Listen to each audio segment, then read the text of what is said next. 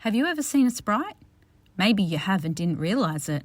Maybe you thought you saw a dragonfly zip past you on a hot day, but actually, Lily is teeny tiny, just like a dragonfly. Shimmery wings beating quickly, she hovers over a new flower, her big blue bug-like eye looking at it carefully. Cream petals dangle from the stem like spiders' legs, and a purply red tongue pokes out from the centre. I bet my best wing this is a winter orchid, she says excitedly. It's so cool. Those petals will make an awesome skirt. Lily nicks the stem with her tiny teeth and the flower droops before dropping towards the ground. All sprites can fly, but none as fast as Lily.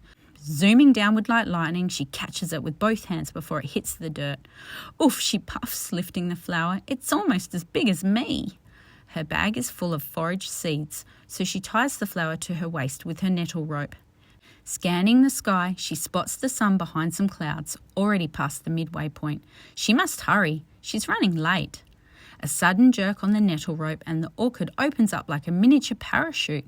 It's caught in the wind as Lily zips past the peppermint tree at high speed. Only when she stops to hide behind an old tree stump does the orchid get to rest. Craning her neck, Lily spies the bush growing along the wire fence. She watches for movement in the leaves. She sees nothing. She listens for the faintest of noises. Still nothing. Knew it, she blurts out. It's perfectly safe. Tipping her bag upside down, she pours the seeds out on top of the stump.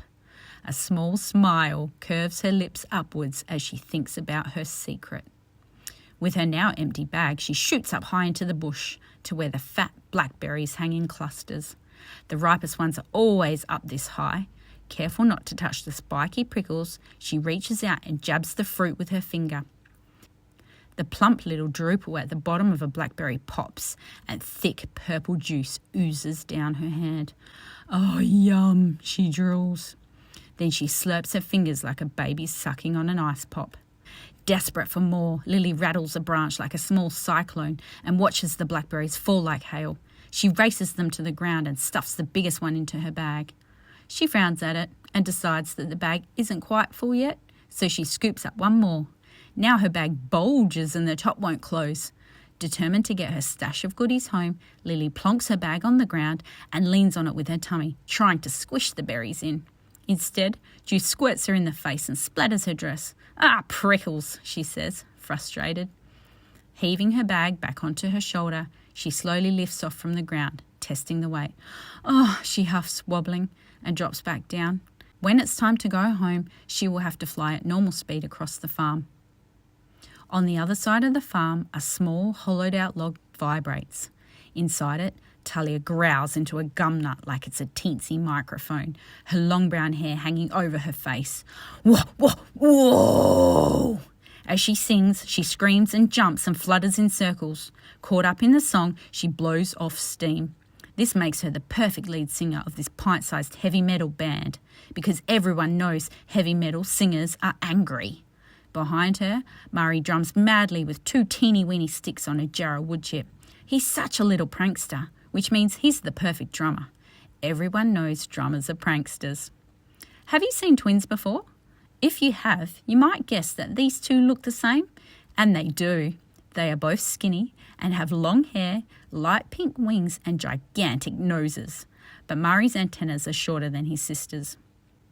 Dawn is the youngest and shyest in the family. She sits at the back of the log, her crazy curly blonde hair hiding her face as she rattles a long bean-like seed pod in time to the music. When the song finishes, Talia flicks her hair behind her antenna and wipes the sweat from her forehead. That practice session was sick, she says, pumped. Well, I wish Lily could have been here, Murray says, packing up his sticks.